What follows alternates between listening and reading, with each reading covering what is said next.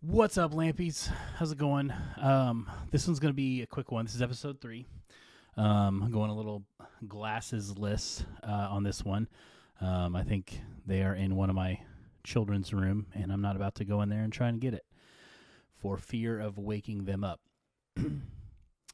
So where we last left is I'm going to pull the screen up. So we kind of last left where we had kind of our presets built.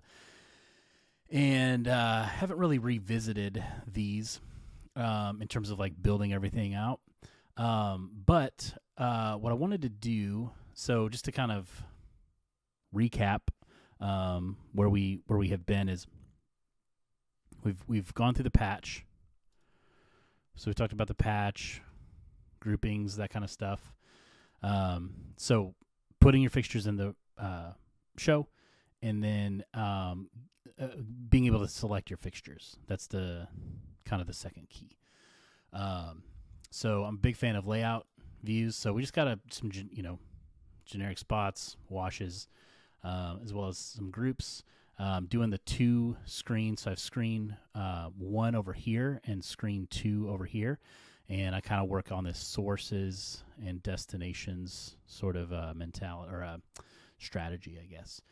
So you got dimmer, position, color. You can add, kind of the rest of your presets, here. And I just follow them down here. So like beam, focus, and control, that kind of stuff.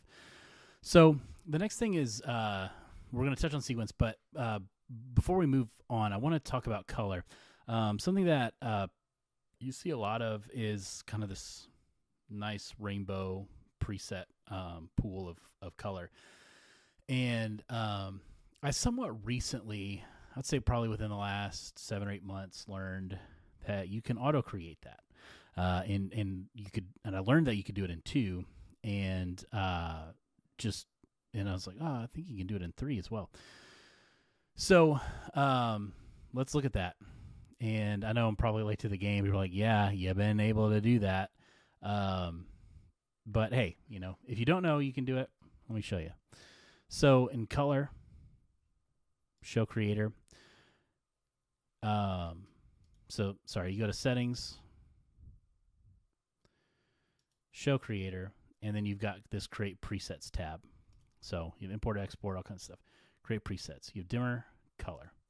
So what we want is, so you have sort by saturation and hue. You can also do swipies and select this. Hue. So just if you don't know color, I'm not trying to offend anybody here, but so hue is like red, green, blue, purple, magenta, kind of same thing, or indigo. Those are kind of your main colors.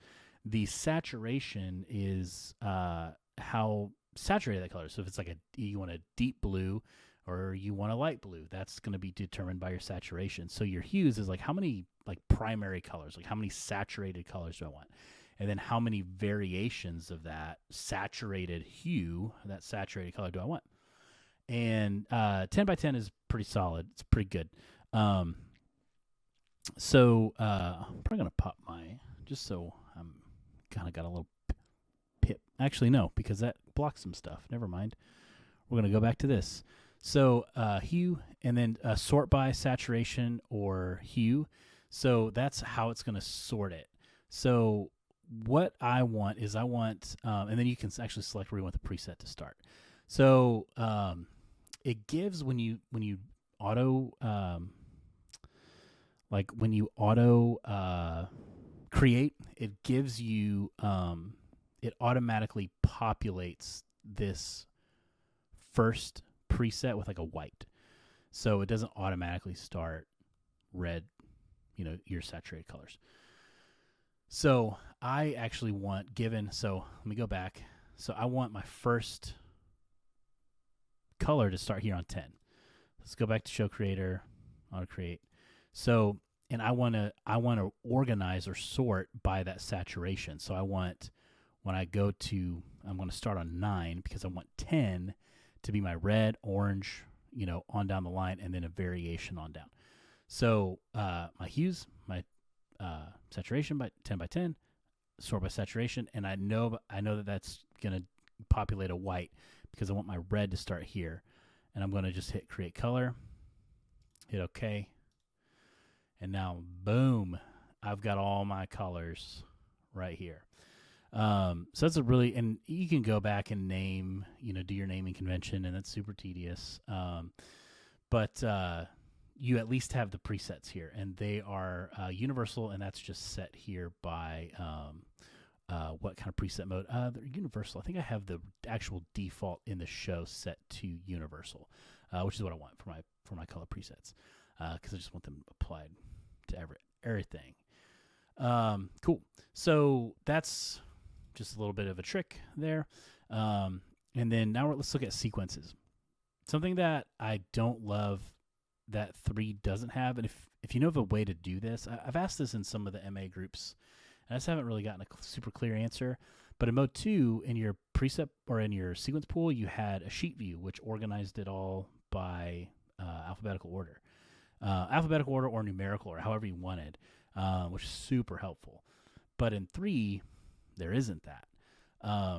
So that's kind of frustrating, to be honest with you, because then I can have my preset pool, but I can also have another preset pool that's sheet view, and it keeps everything nice and organized for me. Well, with this, I have to keep it organized. So it's just one more thing that I need to do.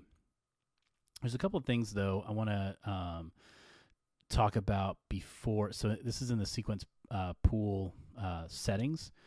So this pool column's not defined. So if you notice, so it's 1 through 14, 15, 16, it just continues on. But if you do this pool columns, and let's say we want to type in 101, it's going to do 101 through 115, 202 through 216, 303 through 317. So like it populates that, it kind of keeps, I don't know, that might be useful for somebody, but just in keeping things organized. I'm going to go back to not defined.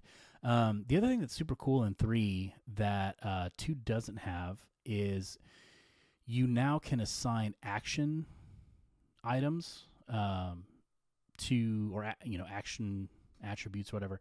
You can assign an action to your preset, to your sequences.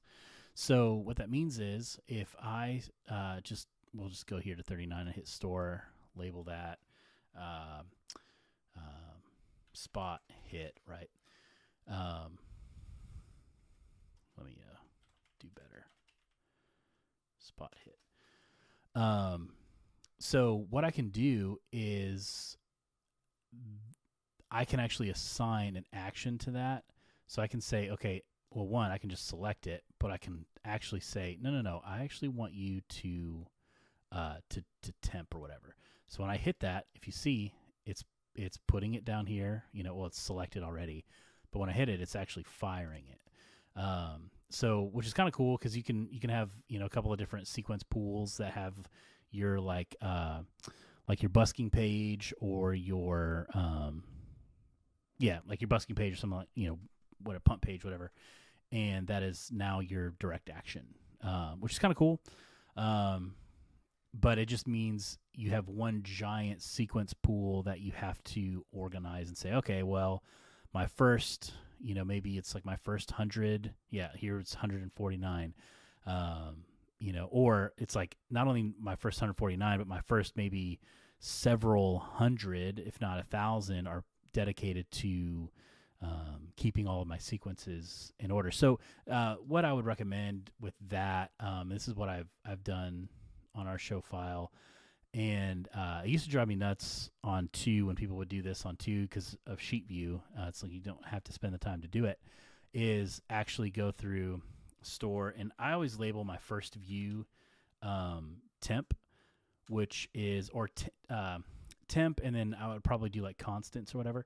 But anything that's populated here or anything that you store is going to populate in numerical order. So it all populates here, and then you go from here, and then I sort it out into my respective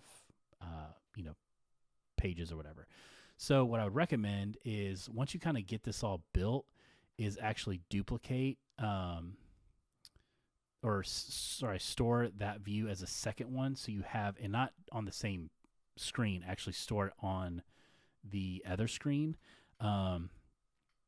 because then you can go from here to there, and it makes it a lot easier.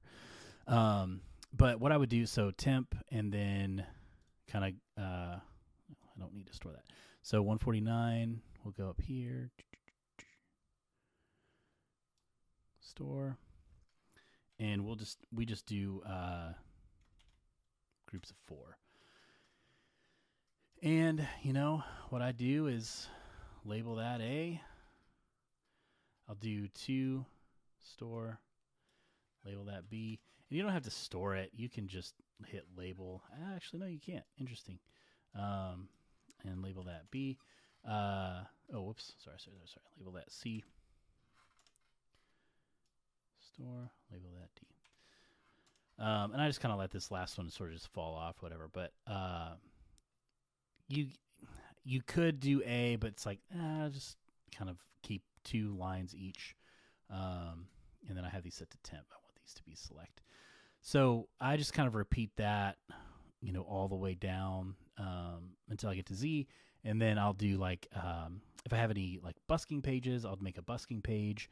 If I have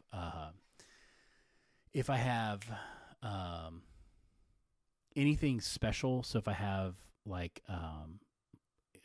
we do what's called a rhythm night, which is like a youth event, or if you have like other events that take the same programming that's a little bit different, you can make a separate page that kind of stores all of those sequences. And then I have a bunch of archive pages because I'm not great about I'm pretty good about deleting things that I know don't matter, but I'm pretty bad about deleting like songs. I'm like, oh man, we're never going to use that again. But I'm like, but we might. So I'll store it, and I'll have a bunch of archive pages that we just dump stuff. And also, if you're like, oh man, I don't have time to sort this, I'm just going to select all of, I'm just going to like select all of these and just dump it into the archive. And then that way, out of sight, out of mind, and you're keeping this temp folder, this temp page right here, nice and tidy. So that's about it in terms of for this episode, is kind of using that show creator and taking advantage of creating those presets. And then you got to go through and label it, but that's fine. You can use your own naming convention. Up here would be all white. I would do all white. I know I didn't show that, but like 3,200 to 10,000, whatever you're comfortable with, however you want to do that. But yeah, going into show creator and creating that, as well as sequence and just kind of best practices in keeping all of your sequences. The thing about that is, in sequences, I just very much operate, try to save your programming as much as you can. Don't program something new every time. Don't try to compile everything into one long cue list, because you want to piece, your experience overall is made up of parts, and you want to be able to piece those parts, just like worship team puts songs in, and maybe creative team puts videos in, and then there's a welcome that has different pieces to it, and then maybe you have an online experience or a pre-ex that has some separate components. Keeping everything separate, yes, it puts a lot of weight on transitions, and you need to think about those, but keeping everything separate and everything pieced together really allows for a modular worship experience, so you can save a lot of your programming. So that's where keeping your sequence pools and everything super clean, super neat, organized, so you can get to stuff really fast, is super important. So yeah, that's it for episode 3. Bye, everybody.